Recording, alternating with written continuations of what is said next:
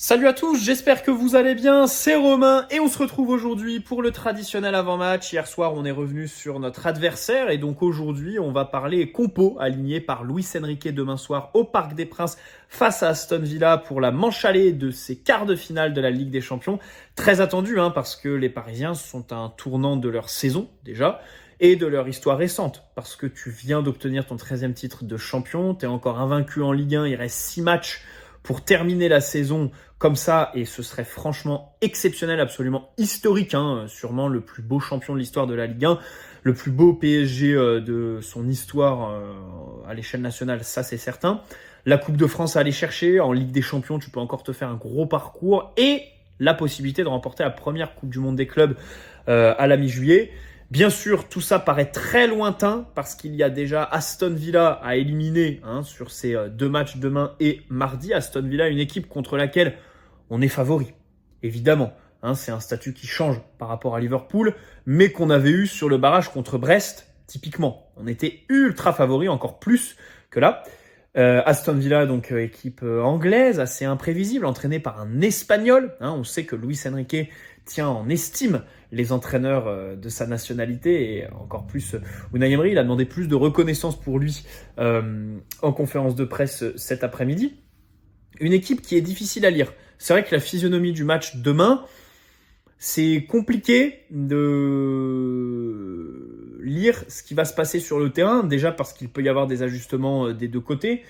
Unai Emery qui est toujours dans la micro-tactique, Luis Enrique aussi un peu bien sûr. Unai Emery qui est aussi de l'autre côté, si on voit le verre à moitié vide du coup pour Aston Villa, un entraîneur qui, quand il joue à l'extérieur, peut faire des petites dingueries, peut être un peu trop frileux, se défiler. Donc ça aussi, ça peut être un scénario envisageable.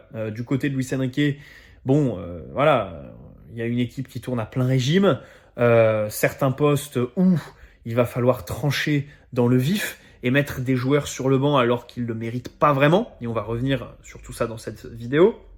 Le fait qu'on ait la possession, je pense que c'est un acquis, une formalité, surtout sur le match aller demain. Je vois pas Aston Villa se livrer, venir nous presser, essayer de nous piquer le ballon et nous dominer. C'est une équipe qui sait souffrir, Aston Villa, et donc, en ce sens, le PSG aura sûrement le ballon, mais va devoir l'utiliser efficacement, et surtout avec du rythme, pour éviter de tomber dans un match piège où tu serais dans un faux rythme un peu lent, avec des Parisiens qui s'endorment, et Aston Villa qui, sur les relances, qu'elles soient longues ou posées avec un relais au milieu, réussissent à trouver la profondeur avec des ailiers, Rashford notamment bien sûr, Watkins devant, Roger et tout ça. Donc c'est vrai que c'est une équipe qui a les qualités de certains de nos défauts, et qui demain peut nous faire un peu douter. Je suis un peu méfiant par rapport à ce genre de match. Enfin, c'est un match qui repose sur nous absolument. Contre Liverpool, t'affrontes la meilleure équipe d'Europe. Évidemment que la double confrontation, elle repose pas que sur toi, mais sur la prestation d'un Salah par exemple, tu vois. Donc il a été mauvais sur les deux matchs. Tant mieux, on a réussi à passer. Là, demain, il y a des belles individualités. C'est vrai qu'il y a des vraiment individualités très intéressantes du côté d'Aston Villa, à commencer par leur gardien, on va y revenir. Mais voilà, si tu imprimes le rythme, que tu réussis à te créer des occasions, à faire coulisser le ballon d'un côté à l'autre, quand le porteur lève la tête, il y a du mouvement autour de lui, de la prise de profondeur, normalement ça devrait le faire, à moins d'un état de grâce d'Emiliano Martinez. Et au-delà d'un état de grâce, le fait qu'il rentre dans la tête de nos attaquants, normalement, on doit boucler la qualification demain. Parce qu'après, à Villa Park, ça va être difficile. Comme à chaque fois avec le PSG, quand on joue l'aller à domicile, évidemment qu'on joue quasiment la double confrontation, même si ça n'a pas été le cas du coup au tour précédent avec Liverpool qui s'impose chez nous. Et on refait notre retard chez eux une semaine après. Bref. Bon, passons à la composition côté PSG avec Luis Enrique qui devrait partir bien sûr sur son 4-3-3. Dans les cages, évidemment, Donnarumma. Alors Safonov, c'est vrai qu'il avait eu et Saint-Etienne et Dunkerque la semaine dernière. C'était un peu surprenant, mais voilà. Donnarumma reste sur une double confrontation contre Liverpool absolument sensationnelle. Enfin, plus le retour que l'aller. Mais le retour 120 minutes, vraiment très très beau. Et puis la séance de péno. Donc c'est vrai que là-dessus, il doit confirmer, bien sûr. Au pied, on s'attend à voir un Donnarumma fiable, hein, on l'espère. On rappelle le but de Dembélé à Anfield qui part d'une super relance téléguidée sur la tête de Kvaratskhelia, qui est témoin d'une certaine progression du gardien italien dans ce secteur de jeu. Donc c'est vrai que pour tout ça, demain, on attend vraiment Donnarumma. Il y aura un duel dans le match avec Emiliano Martinez, évidemment, que les Français connaissent, qui risque d'être sifflé demain, de faire des siennes, bien sûr, hein, au-delà de l'extraordinaire gardien qu'il est, parce que c'est la réalité, il est vraiment très bon. C'est aussi une personnalité ultra clivante qui adore chambrer, que ce soit les tribunes, mais aussi les adversaires. Donc c'est vrai qu'il peut dégoûter nos attaquants en repoussant les tirs, mais aussi rentrer dans leur tête. Hein. On pense à Dembélé par exemple, qui était là sur cette finale contre l'Argentine, la fameuse. Mais aussi voilà, en leur parlant, en leur disant des trucs, en essayant de les faire sortir de leur match. Donc nos attaquants doivent absolument rester focus. Demain plus que jamais, le gardien a beaucoup de choses à faire valoir, hein, qui peuvent nous faire mal. En défense, pas grande surprise, évidemment, sur les côtés, déjà Nuno Mendes, qui lui aussi, comme Donnarumma, doit confirmer sa superbe double confrontation contre Mohamed Salah. Là, ce sera dans un registre différent, hein. Il y aura un peu moins de prise de profondeur, enfin de 1 contre 1 et tout ça à jouer. Voilà, il y aura plus peut-être de prise en profondeur, de ballons longs à gérer. S'il pouvait le faire mieux que sur le but qu'on offre à Marseille sur le Classico, ce serait pas mal. Et puis à la relance, bien sûr, hein, trouver les angles de passe, les passes fouettées, bien appuyées, dont lui seul a le secret. J'en suis friand. Et puis offensivement, qu'il essaye de monter. Je pense que demain, il aura des repères parce que le côté gauche, pour moi, je vais spoiler du coup la suite de la vidéo, ce sera ce côté qu'on avait l'année dernière avec Fabian Ruiz et Barcola devant lui. Donc c'est vrai que autant parfois avec Kvaratskhelia, il y a des relations qui sont un peu bizarres, autant voilà avec Barcola et surtout Ruiz pour les compensations défensivement, l'aide et tout ça, c'est plutôt intéressant. Bon, à droite évidemment Achraf, hein, Achraf qui est dans une forme un peu bizarre, sûrement moyenne, voilà, il est loin des standards qu'il a affichés sur la première partie de saison. Alors est-ce que c'est un contre-coup physique? Est-ce que mentalement il est un peu usé? Maintenant, le Ramadan est fini, hein, depuis une semaine, donc il n'y a plus vraiment l'excuse du Ramadan, voilà. Et donc c'est vrai que là-dessus c'est éclipsé. Bon, je pense que c'est un peu un tout, mais souvent à l'échelle de ces saisons, c'est quelqu'un qui à ce moment-là, c'est difficile à juger parce que sur les autres saisons, à ce moment-là, il revenait de la CAN, donc l'usure mentale s'expliquait très facilement. Là, il n'y a pas eu la CAN au mois de janvier, mais par contre, il y a eu les JO cet été, qui fait que là, pour un joueur normal, on serait à la fin de la saison, quoi, puisqu'il a pris vraiment 1 mois et demi avant tout le monde, Hakimi, l'été dernier. Pas de vacances aussi, je crois, après les JO.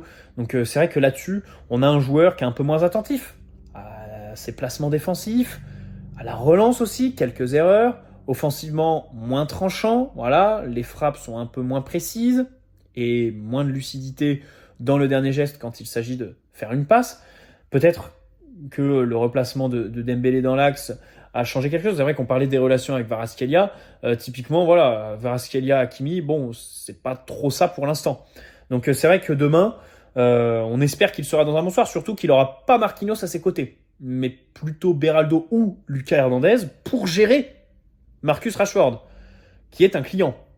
Et pour gérer une équipe qui prend la profondeur, un compartiment dans lequel, lui comme Hernandez ou Beraldo sont pas très très à l'aise. Donc c'est vrai que là-dessus, on attend un grand Hakimi demain, offensivement de la présence, une capacité aussi à contre-presser, hein, parce que Aston Villa réussissent à bien relancer et il va falloir les gêner sur ce compartiment-là.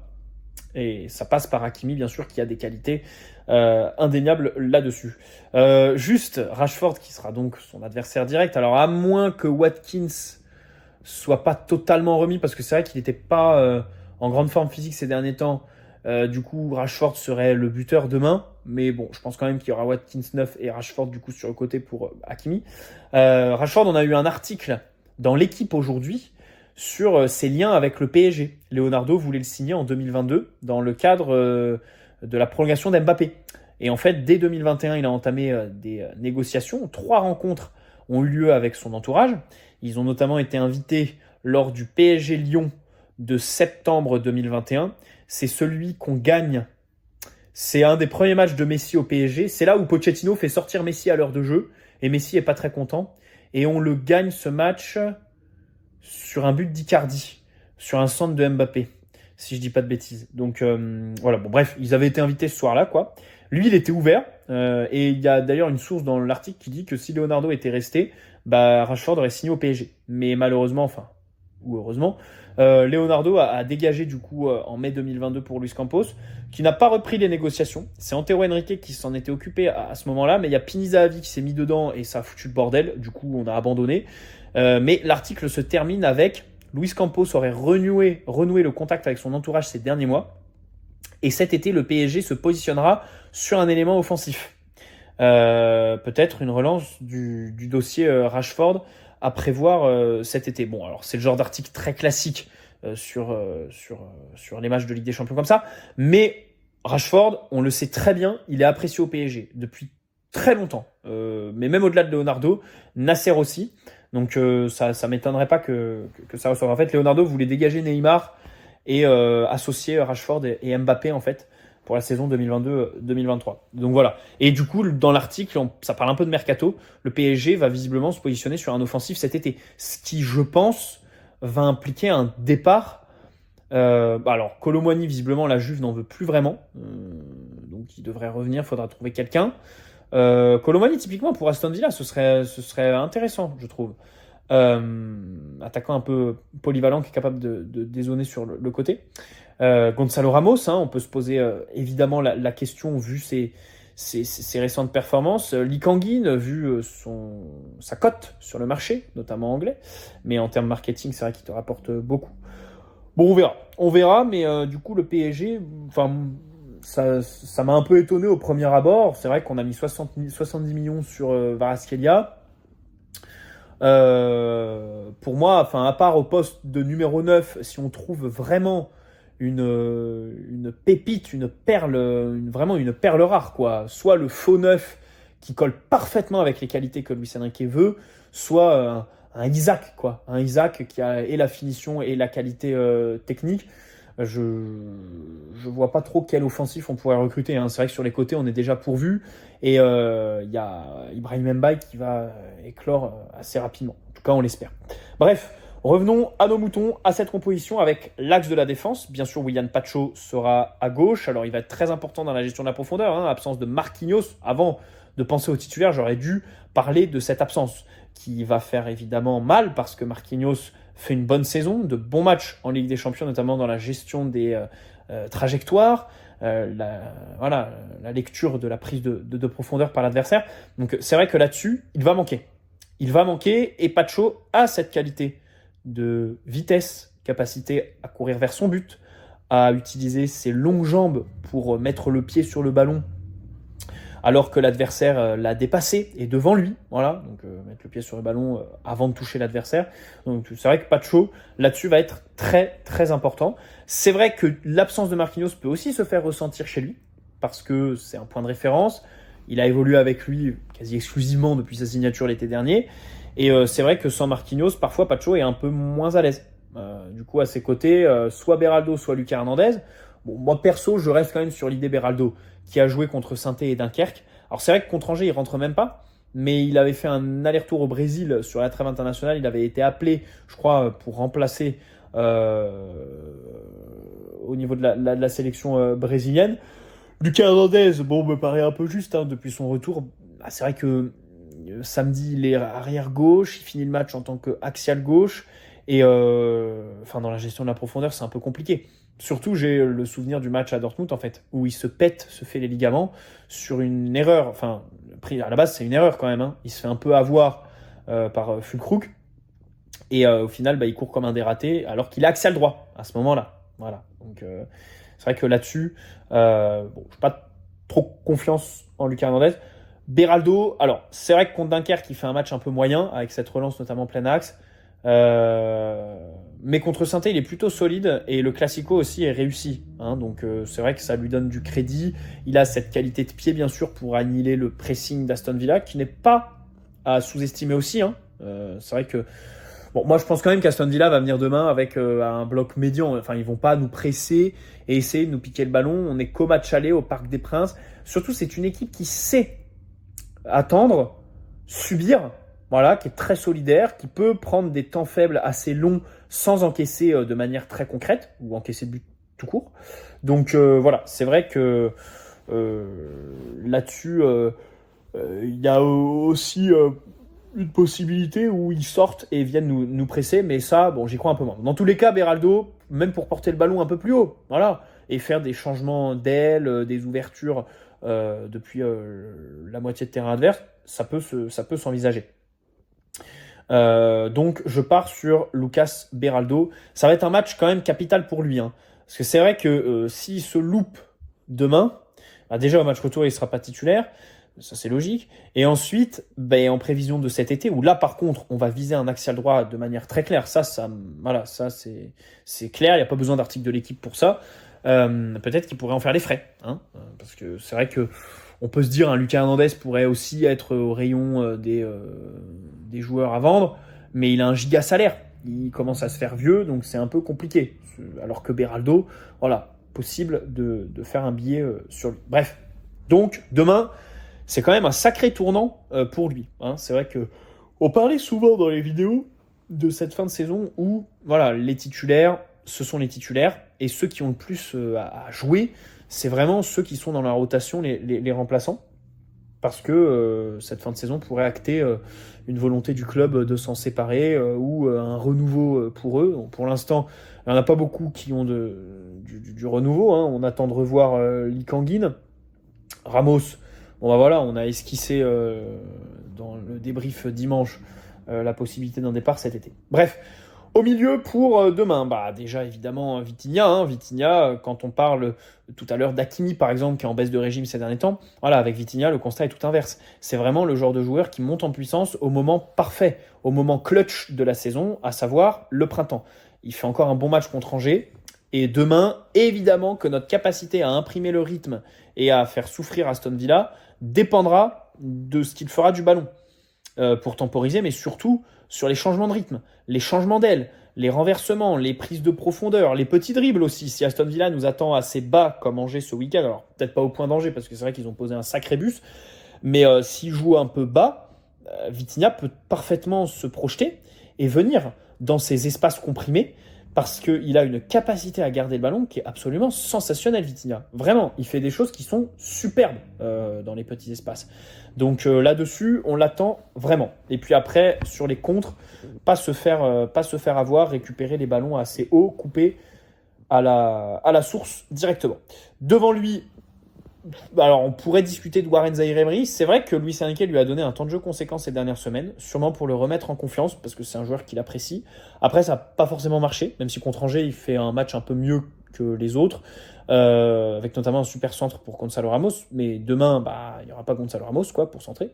Je pense quand même que Ruiz et Neves sont titulaires, et indéboulonnables. Alors Ruiz sera à gauche, pour être avec Nuno et Barcola, avec qui il a une bonne relation. Neves sera à droite parce que pour gérer Rashford, je pense que même s'il est plus petit que Ruiz, il est quand même plus tonique sur les appuis, plus rapide, explosif, et puis même pour gérer au duel, c'est quelqu'un qui gêne, voilà, qui gêne l'adversaire et qui est un petit roquet. Donc c'est vrai que cette disposition, je pense, sera adoptée par Luis Enrique. Et puis Warren rentrera. C'est un joueur qui a fait une bonne entrée contre Liverpool. On l'a pas assez souligné à Anfield. On parlait de celle de Désiré Doué, mais lui aussi a été plutôt bon. Il est capable de jouer dans plusieurs registres. On peut lui demander de porter le ballon offensivement, mais aussi de poser, de couper les contres, de résister à l'intensité athlétique. Donc c'est vrai que là-dessus, je pense que Warren sera pas titu. Fabien Ruiz est le seul Parisien sous la menace d'une suspension d'ailleurs. Du côté d'Aston Villa, il y a Camara, Rashford et Lucas Digne, qui normalement seront tous les trois titulaires. Il y a moyen d'aller gratter quelque chose sur Lucas Digne ou Boubacar Camara. Voilà. Devant, alors, sur l'attaque, c'est vrai qu'il y a une interrogation. sur Désiré Doué. Est-ce qu'il est titulaire? Alors déjà, partir avec les 4 sur le terrain, ça me paraît quand même compliqué sur un quart de finale aller de Ligue des Champions. Je vois pas Luis Enrique prendre un tel parti pris. Mais c'est vrai que au regard de la logique de méritocratie qui est instaurée depuis que Luis Enrique est sur le banc, en fait, tu prends le retour de trêve. Notre meilleur offensif, c'est Désiré. Il nous offre la victoire samedi. Contre Dunkerque, il marque. Contre Saint-Étienne, il fait un festival, il n'y a pas d'autre mot, en deuxième mi-temps. C'est vrai que c'est notre meilleur offensif. 4 buts sur les 3 derniers matchs. Il est vraiment dans une grande forme. Donc, normalement, il est titulaire.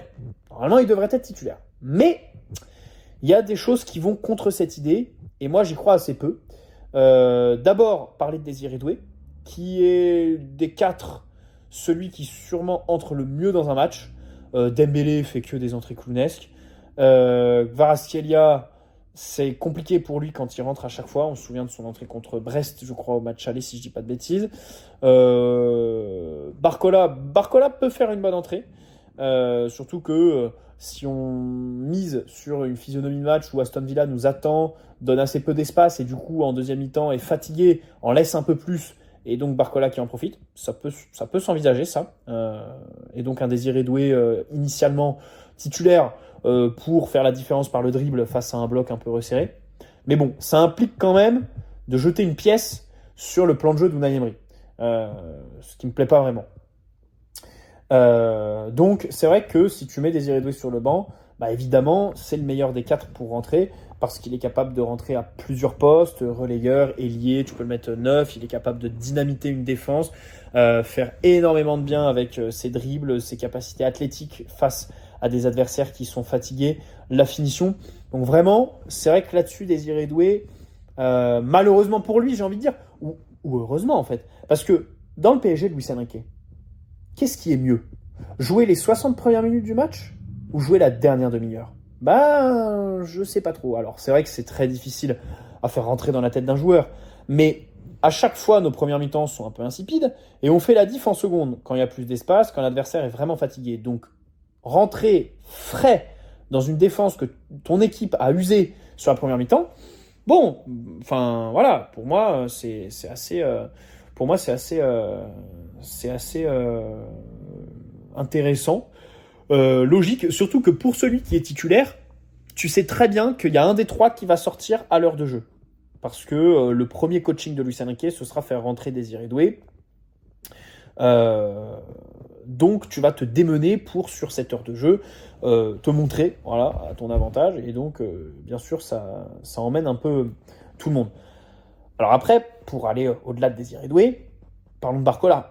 On l'a vu samedi contre Angers. La difficulté à jouer dans le dos, à prendre la profondeur quand il n'est pas là.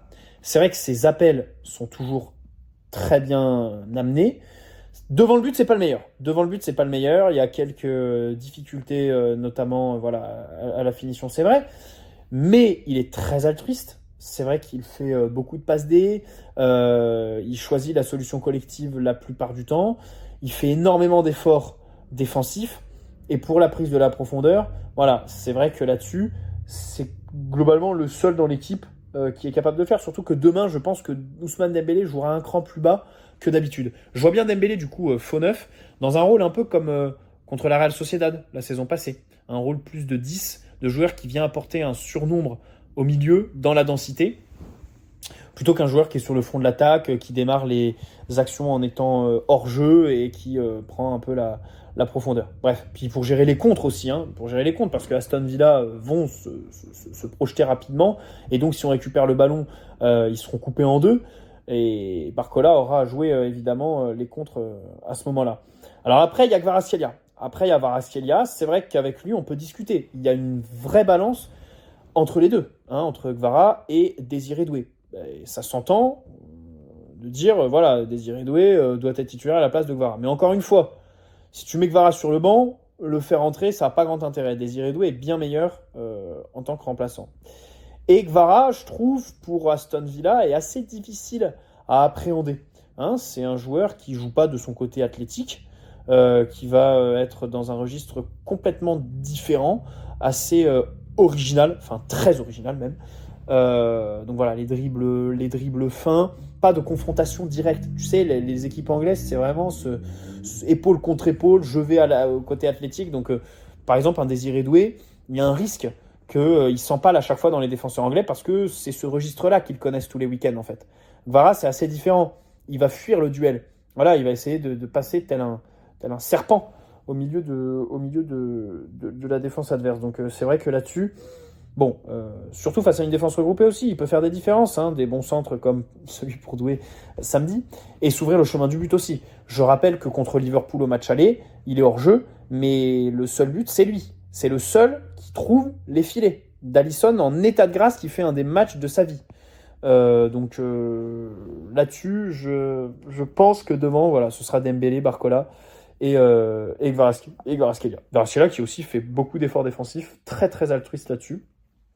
Donc, pour toutes ces raisons, je pense qu'on partira sur ce 11. Voilà, Dembélé, je l'ai dit, en neuf, dans un rôle un peu hybride, hein, décrochage à fond, et tout ça. Voilà. Bon, évidemment, demain, il faut absolument être clinique devant le but et ne pas tomber dans un faux rythme qui ferait les affaires d'Aston Villa, hein, tout à fait capable d'être dominé et de nous piquer à vif, hein, en prise de profondeur sur un contre. Donc là-dessus, on doit absolument être impeccable tout de suite, réussir les occasions qu'on aura, ne pas rentrer dans une spirale qui pourrait vite devenir négative, surtout avec Martinez en face qui pourrait nous déconcentrer.